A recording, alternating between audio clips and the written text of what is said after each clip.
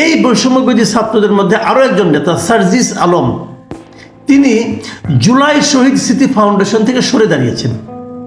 তিনি কিন্তু জুলাই শহীদ স্মৃতি ফাউন্ডেশনের সাধারণ সম্পাদক ছিলেন এবং এই ফাউন্ডেশনের কাজ ছিল এই জুলাইয়ের আন্দোলনে, জুলাই অগাস্ট আন্দোলনে যারা নিহত হয়েছেন, আহত হয়েছেন, তাদেরকে নানা রকম অর্থনৈতিকভাবে সাহায্য দেওয়া। এবং একটা বড় ফান্ড এদের কাছে কিন্তু আছে, সরকারি বেসরকারি বিভিন্নভাবে এদের কাছে এসেছে। তো সেই ফান্ডের যে বিতরণটা, সেই বিতরণ থেকে সার্জিস আলম নিজেকে সরিয়ে নিয়েছেন এবং একটা অজুহাত দিয়েছেন, অজুহাতই বলবো আমি, যে উনি নাকি এখানে পর্যাপ্ত সময় দিতে পারছেন না। আমি বলবো ওনাকে, ভাই তাহলে আপনি কিসের সময় দিচ্ছেন?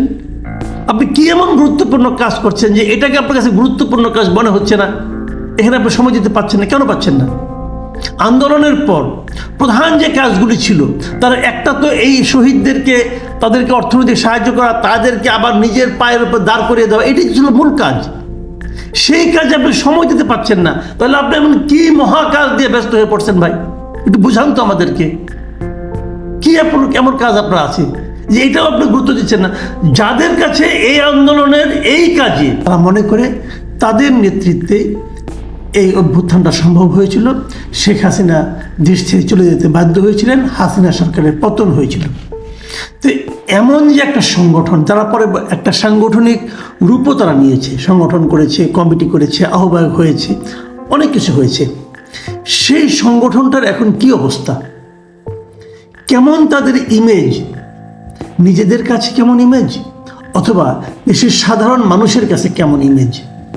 মানুষ তাদেরকে দেখে কি ভরসা পায়, নাকি মানুষ তাদেরকে দেখে আতঙ্কিত হয়?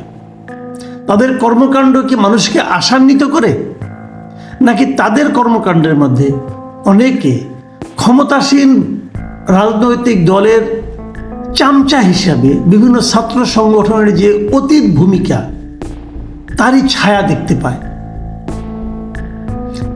এগুলো কিন্তু এখন জরুরি প্রশ্ন হয়ে দাঁড়িয়েছে। জরুরি কেন সেটা বলি, কারণ এরা তো ক্ষমতা প্রয়োগ করে, সরকার অথবা প্রশাসন, তারা তো এদেরকে নানাভাবে প্রোটোকল দেয়, এদেরকে হেল্প করে। এমনকি বিভিন্ন জায়গায় প্রশাসনের কর্তা ব্যক্তিদেরকে দেখা যায় যে তারা এই সমস্ত বৈষম্যবিরোধী ছাত্র আন্দোলনের নামধারী স্টুডেন্টদের কথায় উঠতে, চলতে, বলতে এবং করতে বাধ্য হয়। তো এরা করছেটা কি? আমরা আগে বলেছিলাম আর একটা অনুষ্ঠানে আমি, যে এরা নিজেদের মধ্যে মারামারি করছে। নিজেরা কখন মারামারি করে? যখন নাকি ভাগাভাগির সমস্যা হয় তখন মারামারি করে। আগে দেখিয়েছিলাম, আগে একবার বলেছিলাম, মানে একদম তথ্য প্রমাণ সহ বলেছিলাম আমি, যে লিফলেট বিতরণ করতে যে এরা মারামারি করে, এদের মধ্যে শৃঙ্খলা এতটাই। সর্বশেষ আমরা গতকালকে কি দেখলাম, কালকে 21 জানুয়ারি মঙ্গলবার, তাদের যে কেন্দ্রীয় কার্যালয় রূপায়ণ টাওয়ারের যে বিশাল, খুব মূল্যবান জায়গায় তারা যে একটা বিশাল অফিস করেছে, এই অফিসের ভাড়া কে দেয় এখনও জানি না। ওনারাও এখনও ওপেনলি বলেন না এটা ভাড়া কত, কিভাবে তারা দেন, কোথায় তারা টাকা পায়। তারা তো সবাই ছাত্র ছিলেন, তাদের তো কোনো আয় ইনকাম থাকার কথা না। কিভাবে দেন তারা এই টাকাটা, এত টাকা ভাড়া কিভাবে দেন? এই জিনিসটা নিয়ে প্রশ্ন কিন্তু উঠছে। অনেকেই বলছে, যেহেতু মানুষের মধ্যে উঠছে সেহেতু আমি উচ্চারণ করলাম ওনাদের পক্ষে। আশা করি ওনারা এটা জবাব দেবেন। জবাব দিলে ক্লিয়ার হয়ে যাবে, আর জবাব না দিলে মানুষের সন্দেহ বাড়বে। সেখানে গতকালকে একটা মারামারি হয়েছে, নিজেরা মারামারি করেছেন, 7 জন আহত হয়েছে। আহতের মাত্রা এতটাই যে মেডিকেল কলেজে ভর্তি পর্যন্ত করতে হয়েছে। সেই মারামারির দৃশ্য যখন সাংবাদিকরা ধারণ করতে গিয়েছে, সাংবাদিকদের কাছ থেকে মোবাইল ছিনিয়ে নেওয়া হয়েছে, ভিডিও ডিলিট করে দেওয়া হয়েছে। কেন? এই কাজগুলো আগে কারা করতো?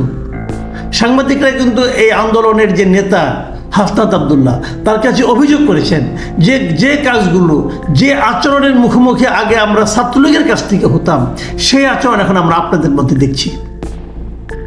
তাহলে এরা কি ছাত্রলীগের আরেকটা কপি হচ্ছে, কপি পেস্ট? এই বিষয়গুলো কিন্তু আসছে, তাদের আচার আচরণ, কথাবার্তা, এটা করতে দেব না, ওটা করতে দেব না, এক বিন্দু রক্ত থাকতে এটা মানব না, এই যে তাদের অ্যাটিচিউড, কথাবার্তা, এগুলো কিন্তু সেই দিকেই মানুষকে কিন্তু ভাবতে বাধ্য করছে। এবার কি হয়েছে ঘটনাটাকে আমি ছোট্ট করে একটু বলি ঘটনাটা আপনাদেরকে। কদিন আগে যাত্রাবাড়ি জোনের একটা মত বিনিময় সভা ছিল এই সমন্বয়কদের। সেখানে এই সমন্বয়কদের উপস্থিতিতে তাদের মধ্যে একটা মানে যারা এখন উপস্থিত ছিল তাদের মধ্যে একটা মারামারি হয়, এক পক্ষ আরেক পক্ষকে মারে। তো যারা মার খায় তারা গতকালকে মানে সোমবার আপনার এই মঙ্গলবার দিন এই রূপায়ণ টাওয়ারের সামনে বাংলা মোটরের এখানে তারা এসেছিল প্রতিবাদ জানাতে এবং একটা বিচার চাইতে। এটা যখন অবস্থা, তখন তাদের উপর আবার ওখানে যারা মেরেছিল তারা আবার এখানেও তাদের উপর ঝাঁপিয়ে পড়ে এবং মারে।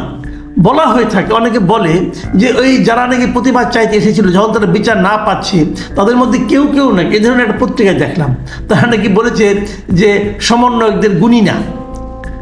এটা বলার পরেই নাকি তাকে মারধর করা হয়েছে। সমন্বয়কদের গুণী না এটা বলা উচিত না, কারণ ওরা তো ওই সংগঠনের লোক, তারা সমন্বয়কদের গুনবেন না কেন? কিন্তু যদি বলেও থাকেন কেউ, আমি ধরে নিচ্ছি বলেছেন, যদি বলেও থাকেন তার কি আপনি ফিজিক্যালি অ্যাসল্ট করতে পারেন, মারতে পারেন? এই মারার অধিকার আপনাকে কেউ দিয়েছে? এই ধরনের অজুহাত তো আগে ছাত্রলীগ দিত, যে তার নেত্রীকে নিয়ে খারাপ কথা বলেছে অত ধরে মারবো আমি। আপনি যেই হন না কেন, আপনি সমন্বয়ক হন অথবা মহাসমন্বয়ক হন, আরেকজন ব্যক্তির গায়ে হাত তোলার অধিকার আপনাকে কে দিল?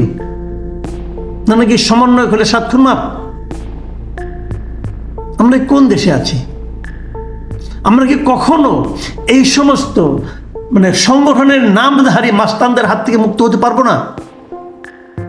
কোলাপসিবল গেট আটকে মারা হয়েছে কেন?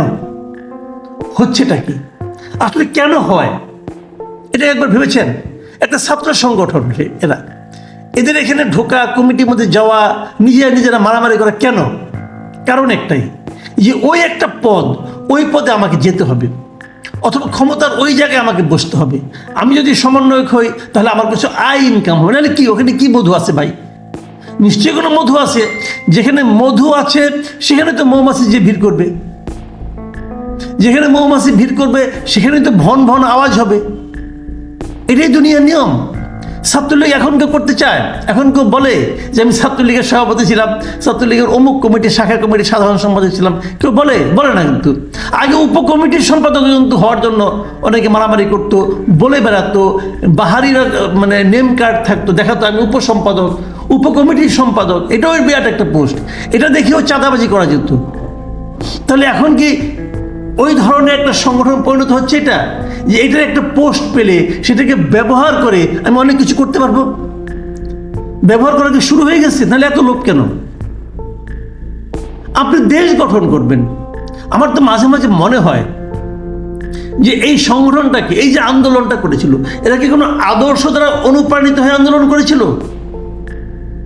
নাকি কেবলই একটা জনগণের আন্দোলনের সময় ওই সময় তারা সামনে ছিল তাই তারা হিরো হয়ে গেল? এটাই কি ছিল? আমি ঠিক বুঝি না। কিন্তু এটা আমাদের জন্য একটা বড় আতঙ্কের ব্যাপার, বড় হতাশার ব্যাপার। যাদের উপর আমরা নির্ভর করেছিলাম, যাদেরকে ধরে আমরা আশান্বিত হতে চেয়েছিলাম যে এইবার বোধহয় কিছু একটা হবে, তাদের নিজেদের আচরণের মাধ্যমে তারা এমন সব কাজকর্ম করা শুরু করেছেন যে আমরা হতাশ হয়ে পড়ছি।